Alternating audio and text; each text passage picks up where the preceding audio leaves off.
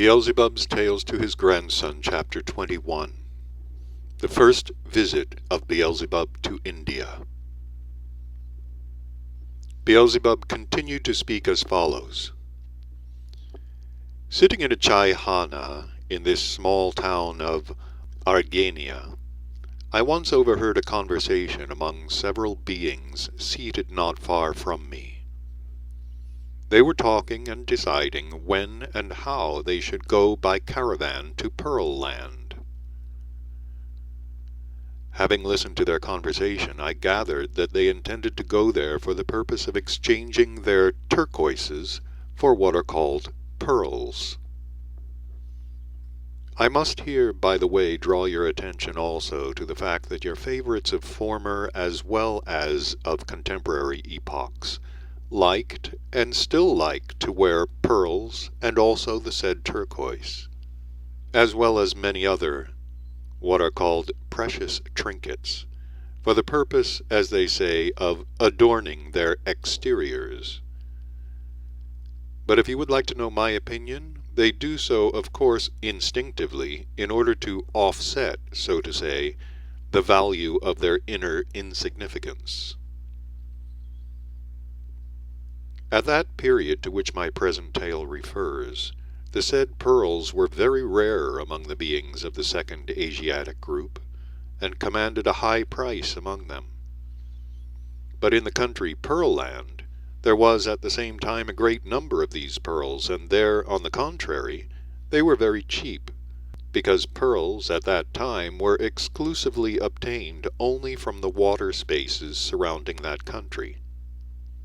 The mentioned conversation of the beings who sat near me in the chai-hana in the small town Argenia then immediately interested me, because at that time I already had the intention of going to that same Pearl Land where the three-brained beings of the continent Ashark of the third group bred. And the conversation I then heard at once evoked in my mentation an association to the effect that it might be better to go to the country Pearland directly from here, with this large caravan of these beings, rather than return the same way to the Sea of Beneficence, and from there, by means of the same ship Occasion, to reach this country. Although this journey, which in those days was almost impossible for the beings of the earth, would take us a good deal of time, yet I thought that the journey back to the Sea of Beneficence, with its unforeseeable contingencies, would perhaps not take much less time.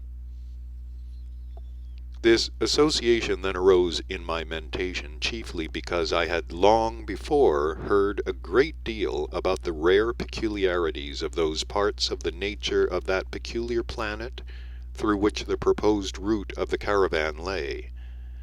and in consequence, what is called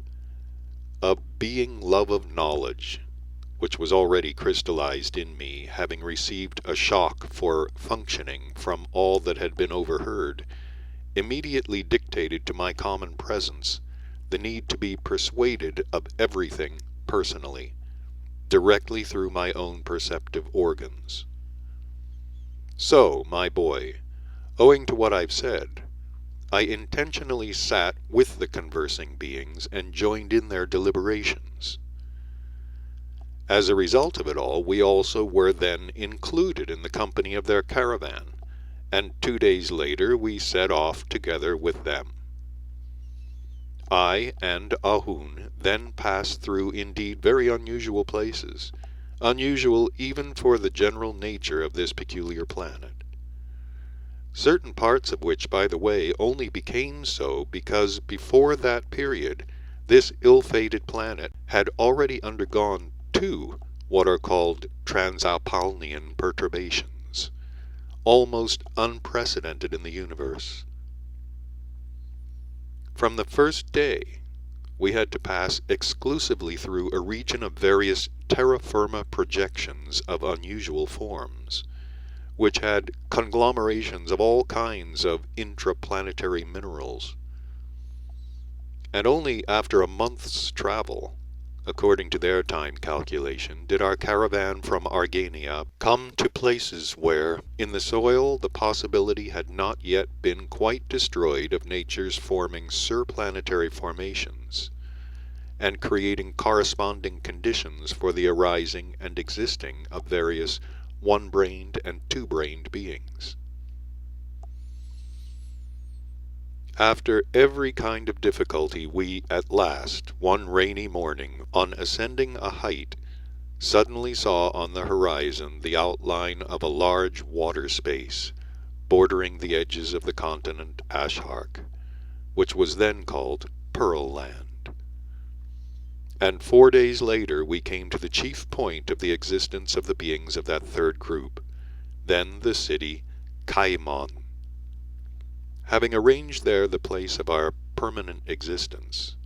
we did nothing during our first days there but stroll about the streets of the town, observing the specific manifestations of the beings of that third group in the process of their ordinary existence. It cannot be helped, my dear Hussein. Now that I have told you the history of the arising of the second group of the three-brained beings of the continent Ashark, I must tell you also about the history of the arising of the third group. You must indeed tell me, my dear and beloved grandfather, eagerly exclaimed Hussein. And this time, with great reverence, extending his hands upward, he sincerely said, May my dear and kind grandfather become worthy to be perfected to the degree of the sacred Anklad. Without saying anything to this, Beelzebub merely smiled and continued to relate as follows. The history of the arising of this third group of Asiatic beings begins only a little later than that period when the families of hunters of Pirmarals first came to the shores of the Sea of Beneficence from the continent Atlantis, and having settled there, founded the second group of Asiatic beings. It was just in those, for your contemporary favorites, infinitely remote days, that is, not long before the second Transapalnian perturbation occurred to this ill-fated planet, that there had already begun to be crystallized in the presences of the three-centered beings, then, of the continent Atlantis, certain consequences of the properties of the organ Kundabuffer, on account of which the need, among other needs unbecoming to three-brained beings, began to arise in them to wear, as I've already told you, various trinkets, as it were, for their adornment, and also a kind of famous what is called talisman, which they had invented. One of these trinkets, then on the continent Atlantis, just as now on the other continents of the planet Earth, was and is this same pearl. The said pearl is formed in one-brained beings, which breed in the Saliakuriap of your planet Earth, that is to say, in that part of it which is called Hentralispana, or, as your favorites might express it, the blood of the planet, which is present in the common presence of every planet, and which serves the actualizing of the process of the most great common cosmic trogo-autoegocrat. And there on your planet, this part is called water. This one-brained being, in which the said pearl is formed, used to breed in the Saliakuriapnian or water areas surrounding the continent Atlantis. But in consequence of the great demand for the said pearl, and therefore of the great destruction of these one-brained, pearl-bearing beings, soon none were left near this continent. Thereupon, when those beings there who made the aim and sense of their existence the destruction of these pearl-bearing beings, that is to say, who destroyed their existence only in order to procure that part of their common presence called pearl, merely for the gratification of their quite absurd egoism, found no more of these said pearl-bearing beings in the water area nearest to the continent Atlantis. They, that is, these professionals, then began to look for them in other water areas and gradually moved further and further away from their own continent. Once during these searches of theirs, owing to what are called Saliakuryapnian displacements, or as they say, prolonged storms, their rafts came unexpectedly to a place where there proved to be a great number of these pearl-bearing beings, and the place itself was extremely convenient for their destruction. These water areas where the destroyers of the pearl-bearing beings then chanced to come, and where these beings bred in large numbers, were just those water areas which surround the place then called Pearland, and now called Hindustan, or India. For the first days, the aforementioned terrestrial professionals of that time who had chanced to arrive there did nothing but gratify to the full their inclinations, which had already become inherent to their presences, in respect of the destruction of these one-brained beings of their planet. And it was only later, after they had also by chance found out that almost everything required for ordinary existence arose in abundance on the neighboring terra firma, that they decided never to return to Atlantis but to settle there for their permanent existence. A few of these destroyers of pearl-bearing beings then sailed to the continent Atlantis, and having exchanged their pearls for various articles which were still lacking in the new place, they returned, bringing with them their own families as well as the families of those who had remained. Later, several of these first settlers of this, for the beings then at that time, new country, visited their native land from time to time for the purpose of exchanging pearls for articles required by them there. And each time they took back with them a further number of beings, either their relatives or their kinsmen, or just the laborers indispensable to their extensive work. So, my boy, from that time on, that part also of the surface of the planet Earth became known to all the three-brained beings there under the name of Land of Beneficence. In this way,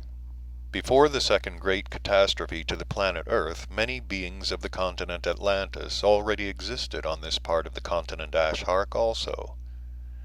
And when the second catastrophe occurred to your planet, then many of the beings who chanced to be saved from the continent Atlantis, chiefly those who already had relatives and kinsmen in that Pearl Land, also gradually collected there. Owing, as always, to their fecundity, they gradually multiplied there and began to populate this part of the terra firma of their planet more and more. At first, they populated there in Pearland only two definite regions, namely the regions around the mouths of the two large rivers which flowed from the interior of Pearland into the large water space, just in those places near which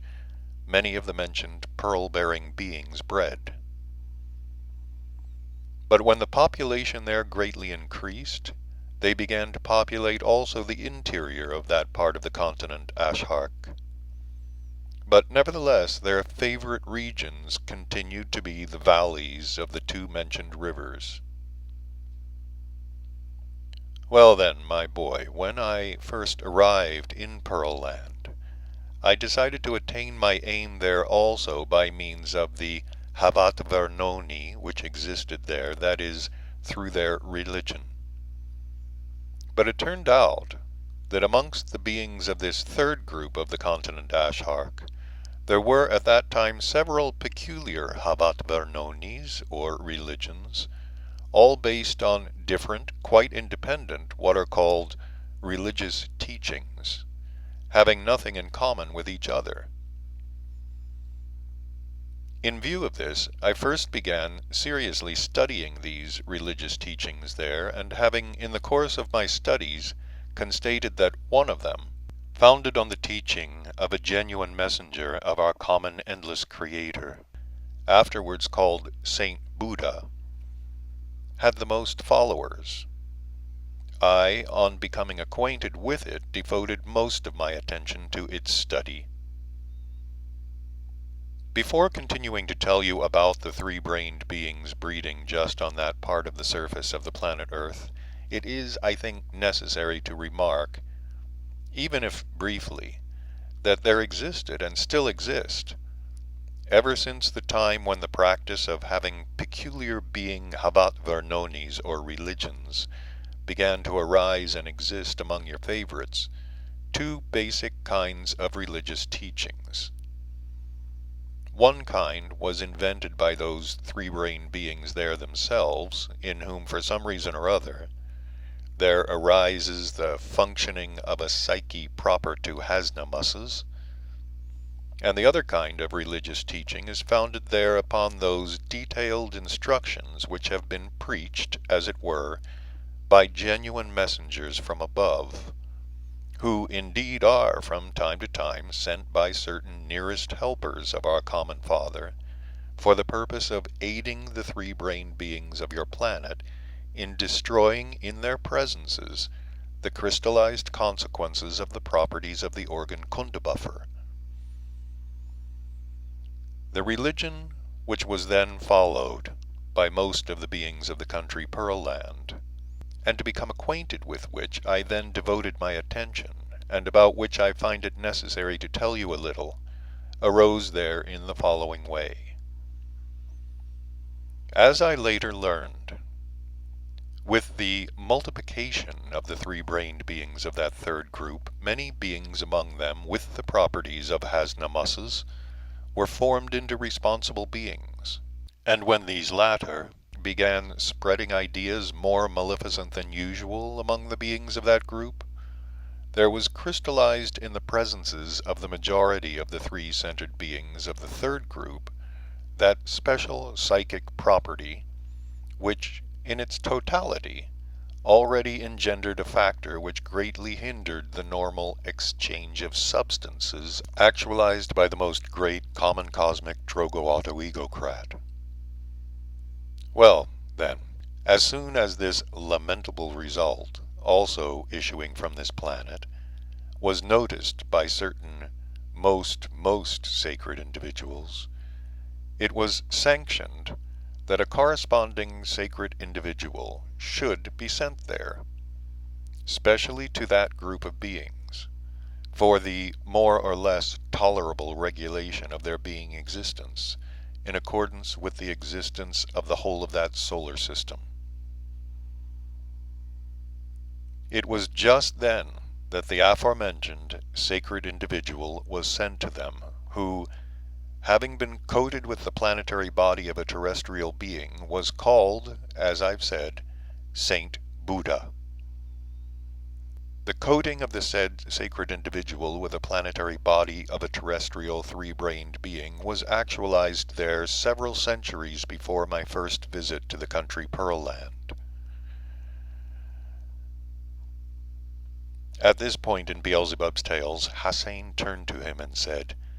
"My dear grandfather, during your tales, you have already many times used the expression Hasnamus. I have until now understood only from the intonation of your voice and from the consonants of the word itself, that by this expression you defined those three-brained beings whom you always set apart from others as if they deserved objective contempt. Be so kind as always and explain to me the real meaning and exact sense of this word." Whereupon Beelzebub, with a smile inherent to him, said as follows: "Concerning the typicality of the three-brained beings for whom I have adopted this verbal definition, I shall explain it to you at the proper time, but meanwhile know that this word designates every already definitized common presence of a three-brained being, both those consisting only of the single planetary body, as well as those whose higher being bodies are already coated in them, and in which, for some reason or other, data have not been crystallized for the divine impulse of objective conscience. Having said only this, in defining the word hasnamas, Beelzebub continued to speak. During my detailed studies of the mentioned religious teaching, I also clarified that after this sacred individual had become finally coated with the presence of a three-brained being there, and had seriously pondered how to fulfill the task that had been laid upon him from above, he decided to attain this by means of the enlightenment of their reason. Here it must without fail be noticed that by that time there had already been crystallized in the presence of Saint Buddha, as the same detailed researches of mine had made clear, a very clear understanding that in the process of its abnormal formation, the reason of the three-centered beings of the planet Earth results in a reason called instincto terabelnian, that is, a reason which functions only from corresponding shocks from without. Yet, in spite of this, Saint Buddha decided to carry out his task by means of the peculiar reason of theirs, that is, this reason peculiar to the three-centered beings there, and therefore he first of all began informing their peculiar reason with objective truths of every kind. Saint Buddha first assembled many of the chiefs of that group and spoke to them as follows. Beings possessing presences similar to that of the All-Creator himself, by certain all-enlightened and all-justly guiding most sacred final results of the actualization of everything existing in the universe, my essence has been sent to you to serve as a helping factor in the striving of each of you to free yourselves from the consequences of those abnormal being properties which, in view of highly important common cosmic needs, were implanted in the presences of your ancestors, and, passing by heredity from generation to generation, have reached you also. Saint Buddha spoke again about this a little more in detail, but only to certain beings there initiated by him. This second time, as it turned out, he then expressed himself in the following words. Beings with presences for actualizing the hope of our common Father. Almost at the beginning of the rise of your race, there occurred in the process of the normal existence of the whole of our solar system an unforeseen accident which threatened serious consequences for everything existing. For the regulation of that common universal misfortune, there was then required, among other measures, according to the explanations of certain most high, most sacred individuals, a certain change in the functioning of the common presences of your ancestors. Namely, there was implanted into their presences a certain organ with special properties, owing to which everything external perceived by their whole presences, and transformed for their own coating, was afterwards manifested not in accordance with reality. A little later, when the normal existence of your solar system was stabilized, and the necessity for certain intentionally created abnormal actualizations had passed, our most all-gracious common Father did not fail to give the command immediately to annul certain artificial measures, among which was the removal from the common presence of your ancestors of the now already superfluous organ Kundabuffer, with all its special artificial properties. And this command was immediately executed by corresponding sacred individuals who superintend such cosmic actualizations. After a considerable time had passed, it was suddenly revealed that although the properties of the said organ had indeed been removed from the presences of your ancestors by the mentioned most sacred individuals, yet nevertheless a certain lawfully flowing cosmic result, existing under the name of predisposition, and arising in every more or less independent cosmic presence owing to the repeated action in it of any function, had not been foreseen and destroyed in their presences. And so it turned out that owing to this predisposition, which began to pass by heredity to the succeeding generations, the consequences of many of the properties of the organ Kundabuffer began gradually to be crystallized in their presences. No sooner was this lamentable fact, which proceeded in the presences of the three-brained beings breeding on this planet Earth, first made clear, than by all gracious sanction of our common Father, a suitable sacred individual was immediately sent here, so that, being coated with a presence like your own, and having become perfected by objective reason under the conditions already established here, he might better explain and show you the way of eradicating from your presences the already crystallized consequences of the properties of the organ Kundabuffer, as well as your inherited predispositions to new crystallizations. During the period when the said sacred individual coated with a presence like your own, and who had already attained to the age of a responsible three-centered being similar to yourselves, directly guided the ordinary process of the being existence of your ancestors,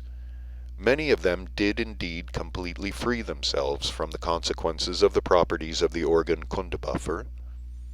and either thereby acquired being personally for themselves, or became normal sources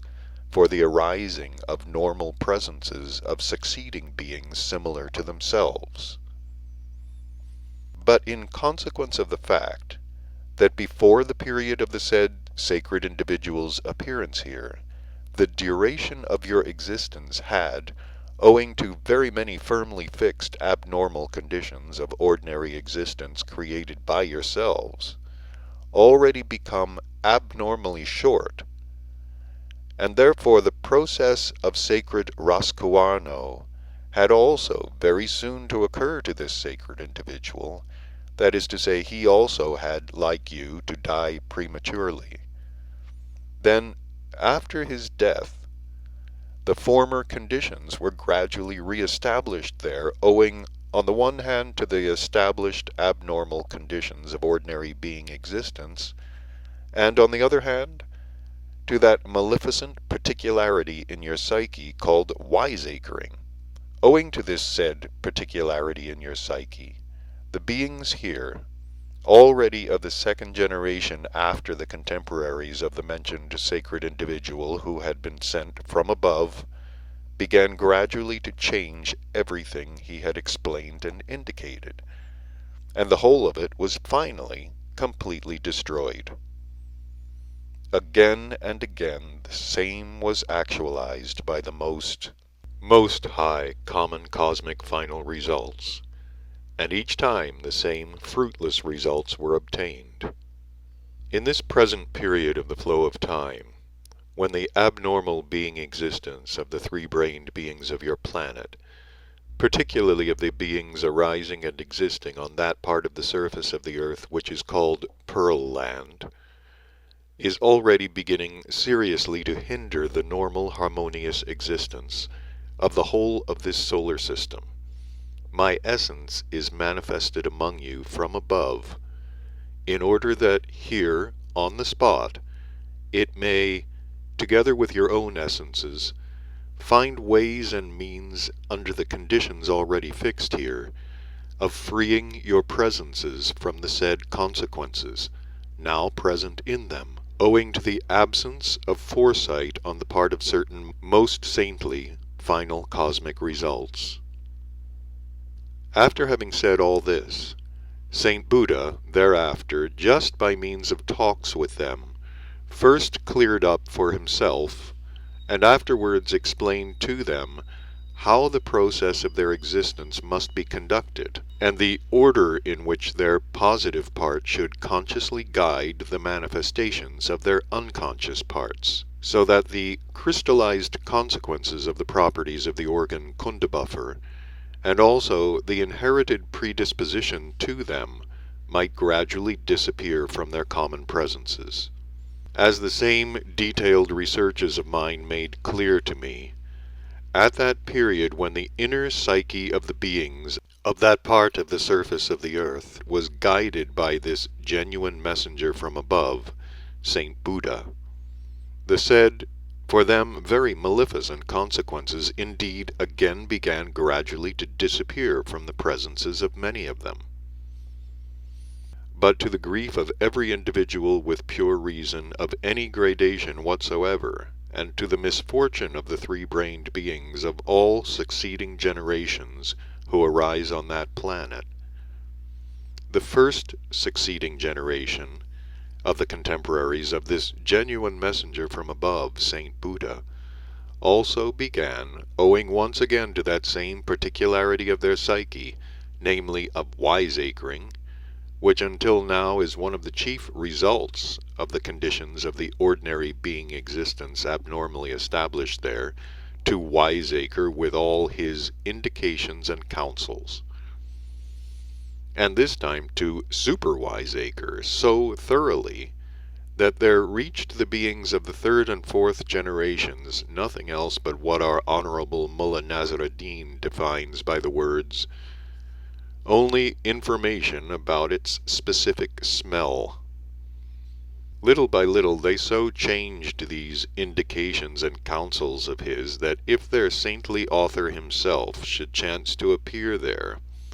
and for some reason or other should wish to make himself acquainted with them, he would not be able even to suspect that these indications and counsels were made by him himself.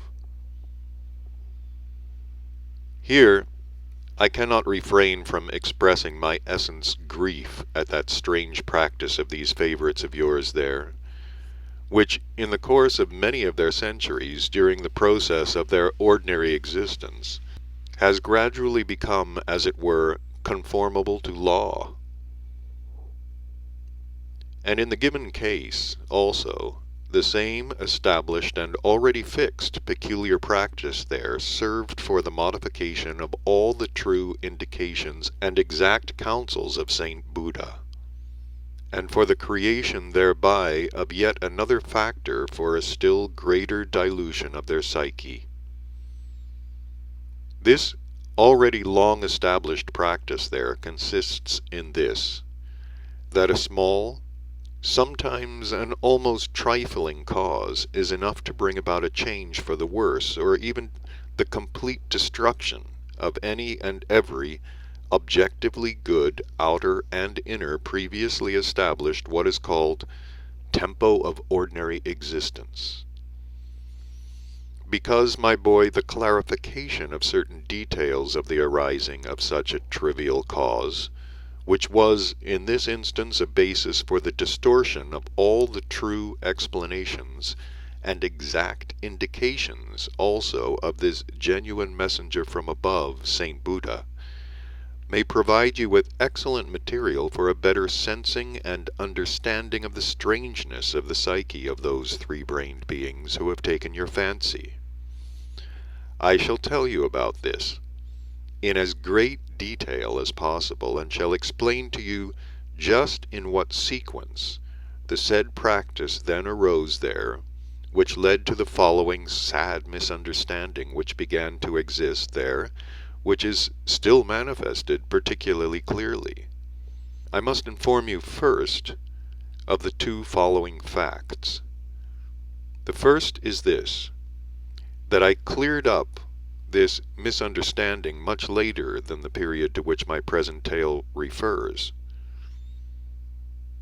Among other things, I made it clear to myself only during the period of my sixth descent there, when in connection with a question concerning the saint Ashiata Shiamash, about whom I shall soon tell you in detail, it became necessary for me to find out about the activities of that genuine messenger from above, Saint Buddha. And the second fact is this, that unfortunately the basis of the lamentable misunderstanding was certain authentic words contained in one of the explanations of Saint Buddha himself.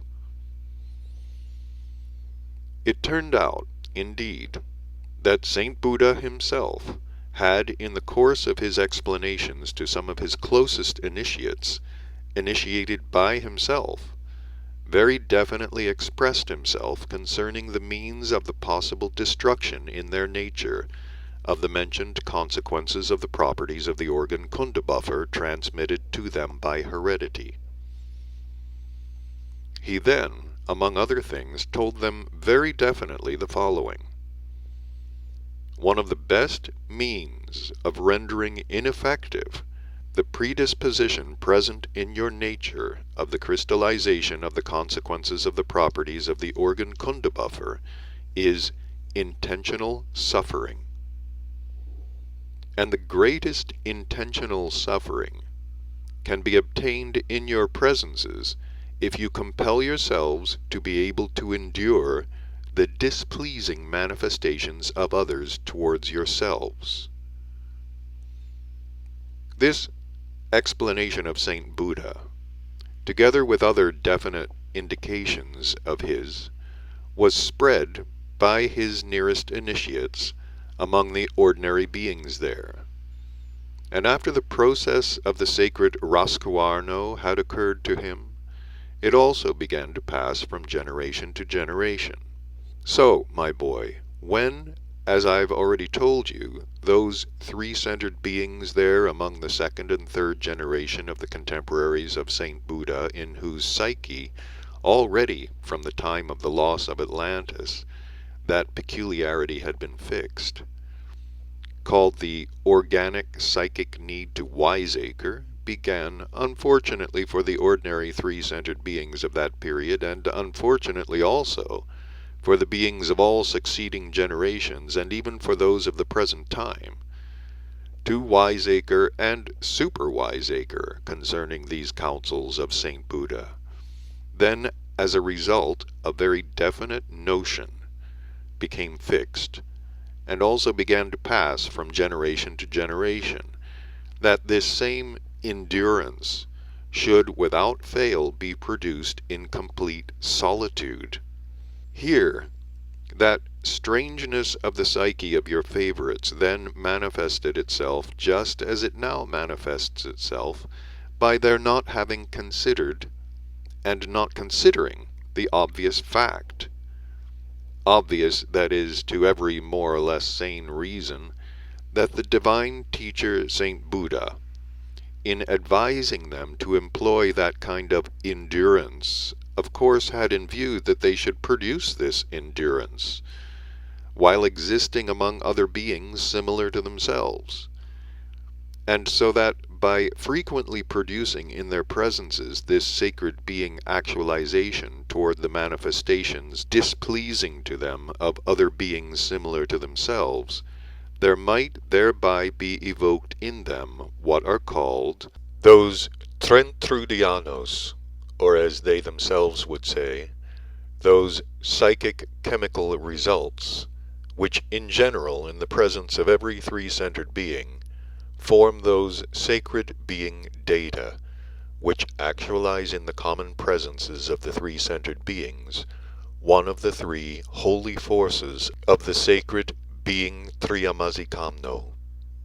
And this holy force in beings always becomes affirming towards all the denying properties already present in them. So, my boy, from that time when the mentioned definite notion had begun to exist, your favorites began leaving those already established conditions of being existence, on account of which the predisposition to the crystallization of the consequences of the properties of the organ Kundabuffer had become intense in their presences, and in which conditions, as the divine teacher Buddha supposed, the said endurance towards others' manifestations displeasing to oneself could alone crystallize in their common presences that partikdolk duty, which in general is necessary for all three-centered beings. And so, for the purpose of this famous suffering of theirs, many of the three-centered beings of that planet of yours, either singly or in groups, that is to say, with others who thought as they did, began from then on to go away from amongst beings similar to themselves. They even organized special colonies for this purpose, where, although existing together, they nevertheless arranged everything so as to produce this endurance of theirs in solitude. It was just then that their famous what are called monasteries came into existence, which exist down to the present time, and in which, as it were, certain of your contemporary favorites, as they say, save their souls. When I first visited that Pearland, most of the three-brained beings there, as I've already said, were followers of that same religion which was based, as it were, on the exact counsels and indications of Saint Buddha himself. And the faith of every one of these beings in this religion was unshakably firm. At the outset of my investigations into the doctrinal subtleties of that religion there, I had as yet come to no definite decision how exactly to utilize it to attain my aim. But when, in the course of my investigations, I clarified one very definite comprehension, proper to all the followers of that religion, which arose there again owing to a misunderstanding, from the words that had indeed been spoken by Saint Buddha himself, I then at once decided how just to act there through this peculiar Havat Varnoni, or religion of theirs. It transpired that in his explanations to them about cosmic truths, Saint Buddha had, among other things, told them also that in general the three-centered beings existing on various planets of our great universe, and of course the three-centered beings of the earth also, were nothing else but part of that most great greatness which is the all-embracing of all that exists, and that the foundation of this most great greatness is there above, for the convenience of the embracing of the essence of everything existing. This most great foundation of the all-embracing of everything that exists constantly emanates throughout the whole of the universe and coats itself from its particles upon planets in certain three-centered beings who attain in their common presences the capacity to have their own functioning of both fundamental cosmic laws of the sacred Heptaparaparshanok and the sacred Triyamazikamno into a definite unit in which alone objective divine reason acquires the possibility of becoming concentrated and fixed. And this has been foreseen and created in this manner by our common Creator, in order that when these certain parts of the great all-embracing, already spiritualized by divine reason, return and reblend with the great prime source of the all-embracing, they should compose that whole, which, in the hopes of our common endless unibeing, may actualize the sense and the striving of all that exists in the whole of the universe. Further, it seems Saint Buddha also told them, "You, three-centered beings of the planet Earth, having the possibility of acquiring in yourselves both chief fundamental universal sacred laws, have the full possibility also of coating yourselves with this most sacred part of the great all-embracing of everything existing and of perfecting it by the required divine reason. And this great all-embracing of all that is embraced is called holy prana. This quite definite explanation of Saint Buddha was well understood by his contemporaries, and many of them began, as I've already said, to strive with eagerness, first to absorb, and to coat in their presences the particle of this most great greatness, and afterwards to make inherent to it divine objective reason. But when the second and third generations of the contemporaries of Saint Buddha began wiseacring with his explanations of cosmic truths, they just wiseacred with their peculiar reason and fixed, for its transmission, a very definite notion to the effect that the same Mr. Prana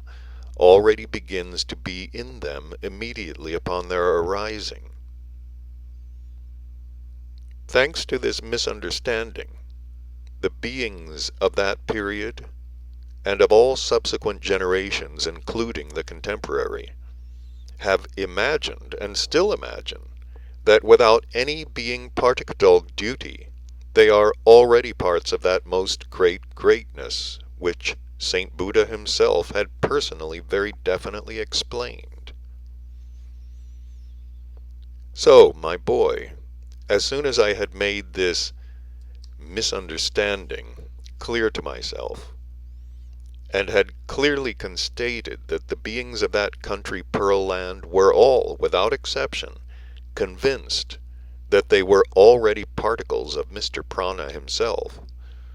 I then at once decided to use this misunderstanding, and there also to attain my aim through that religion of theirs. Before saying more about this, it must without fail be noticed that concerning these same explanation of Saint Buddha's, namely, that he had supposedly said that beings already have in themselves, at their arising, a particle of the most great greatness, my personal detailed investigations quite clearly showed me that he never could possibly have said just that. And he could not have said it because, as the same detailed investigations of mine have cleared up to me, when Saint Buddha once happened to be among his devoted disciples in the locality Senku Ori, he definitely said, "If this most sacred prana is crystallized in you, consciously or unconsciously, on the part of your I, you must, without fail, bring the perfecting of the individual reason of the totality of its most holy atoms to the required gradations. Otherwise, this most holy coating will, changing various exterior coatings, suffer and languish eternally." Here it is interesting to notice that concerning this they were warned by still another saint individual, also a genuine messenger from above, namely the saint Kirminenasha. And this saint and genuine messenger gave this warning to them in the following words: "Blessed is he that hath a soul. Blessed also is he that hath none. But grief and sorrow are to him that hath in himself its conception." So, my boy, when I made this clear to myself there, in Pearland, I at once decided to use this error of theirs for the accomplishment of my aim. There in Pearland also, just as in the city of Gobe, I first invented a detailed addition to the mentioned religious teaching, and afterwards by every possible means I began spreading this invention of mine. I began to spread there in Pearland that most sacred prana, about which our divine teacher Saint Buddha had explained, is already present not only in people, but also in all the other beings that arise and exist on our planet Earth. A particle of that fundamental, most great, all-embracing, namely the most sacred prana, has already from the very beginning settled in every form of being of every scale, breeding on the surface of the planet, in the water, and also in the atmosphere. I regret to have to say here, my boy, that I was then constrained more than once to emphasize that these words had been uttered by the very lips of St. Buddha himself. The several beings there with whom I had meanwhile established friendly relations, and whom without any discussion I first of all persuaded there of that invention, not only immediately fully believed it, but afterwards also very effectually helped me, of course unconsciously, in spreading this new invention of mine. Here also these friends of mine always and everywhere very zealously and passionately proved to other beings like themselves that this was just so and could not possibly be otherwise. In short, there in Pearland, owing to this second invention of mine, the desired results were unexpectedly rapidly brought about. And there in Pearland, owing simply to my invention, your favorites so greatly changed their essence relations towards the beings of other forms, that they not only ceased to destroy the existence of these beings for their famous sacrificial offerings, but even began very sincerely with the whole of their being to regard these beings of other forms as beings like themselves. If only it had all continued like that, it would have been very good. But here as well, just as in the country Maral-Plessis, they soon began, as is proper to them, to wiseacre and to manifest all kinds of comical aspects of their habet Bernoni. For instance, only a quarter of their year after the commencement of my preaching, you could see, when strolling down the street of the city Caimon, almost at every step, beings there walking on what are called stilts. And they walked on stilts in order not to risk crushing some insect or other, a little being, as they thought, just like themselves. Many of them were afraid to drink water that had not been freshly taken from a spring or stream, because they thought that if the water had been a long time out of the spring or stream, little beings might have got into the water, and without seeing them they might suddenly swallow these poor little creatures like themselves. Many of them took the precaution to wear what are called veils, lest poor little beings like themselves in the air might chance to enter mouths or noses, and so on and so forth. From that time on, various societies began to arise there in Pearland, in the city of Caimon and its outskirts, whose aim was to protect defenseless beings of various forms, both those existing among them and those they called wild. Rules existed in all such societies prohibiting not only their destruction for sacrificial offerings, but also the use of their planetary bodies for the first being food. My boy, owing once again merely to the strangeness of their psyche, the intentional suffering and conscious labors of this sacred individual, Saint Buddha, who had been specially actualized for them with a planetary presence similar to theirs, have ever since hovered and still hover in vain. Nor have they yet actualized any lawfully expected real results whatsoever, but have engendered, and until now continue to engender, only all kinds of pseudo-teachings there, like those existing there in recent times under the names of occultism, theosophy, spiritualism, psychoanalysis, and so on, which before, as now, are means only for the obscuring of their already without this obscured psyche. It is needless to say that from the truths indicated by St. Buddha himself, absolutely nothing has survived and reached the beings of the present time. Half of one of the words, however, managed to reach even the contemporary beings of that unparalleled planet. And this half of a word reached them in the following way. St. Buddha, among other things, explained to the beings of Pearland how and to what part of the body of their ancestors the said famous organ Kundabuffer had been attached. He told them that the Archangel Luisos had, by a special means, made this organ grow in their ancestors at the extremity of that brain which in them, just as in you, nature has placed along their back, in what is called the spinal column. St. Buddha, as I also made clear, then also said that though the properties of this organ had been entirely destroyed in their ancestors, yet the material formation of this organ had remained at the lower extremities of this brain,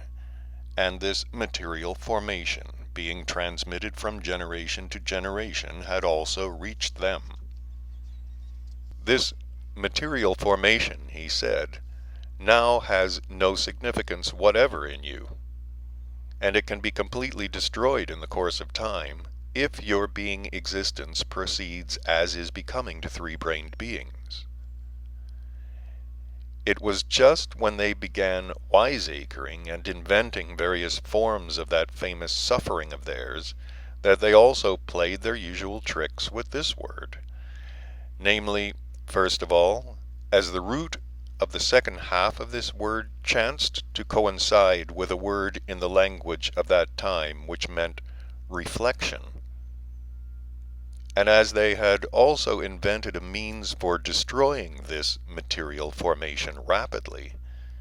and not merely in the course of time, as St. Buddha had told them, they also wiseacred about this word according to the following rumination of their bobtailed reason. Of course, when this organ is in action, it ought to have in its name also the root of the word to reflect. Now, since we are destroying even its material basis, the name must end with a word whose root means former. And because former in their current language was then pronounced lina, they changed the second half of this word, and instead of reflection, they stuck in the mentioned lina, so that instead of the word Kundabuffer, they obtained the word Kundalina. Thus it was that half of the word Kundabuffer survived, and being transmitted from generation to generation, finally reached your contemporary favorites also, accompanied, of course, by 1,001 different explanations. Even the contemporary learned beings also have a name made up of very abstruse Latin roots for that part of the spinal marrow. The whole of what is called Indian philosophy now existing there is based also on this famous Kundalina, and about the word itself there exists thousands of various occult, secret, and revealed sciences which explain nothing. And as regards the way in which the contemporary terrestrial learned beings of what are called the exact sciences define the significance of this part of the spinal marrow, that, my dear boy, is a profound secret. And it became a secret because several centuries ago this explanation suddenly, for no reason whatever, entered the favorite mole of the famous Scheherazade, which that incomparable Arabian fantasist chanced to have on the right side of her adorable navel. And there, This learned explanation remains perfectly preserved down to the present day. When I was quite convinced that I had succeeded so easily in the destruction, perhaps for a long time, of that terrible practice among the beings of that group there in Pearland, I decided to stay there no longer, but to return to the Sea of Beneficence to our ship Occasion. When we were quite ready to leave that Pearland, the intention suddenly arose in me not to return to the Sea of Beneficence by the way we had come, but by another way quite unusual in those days. Namely, I decided to return through the locality which was later called Tibet.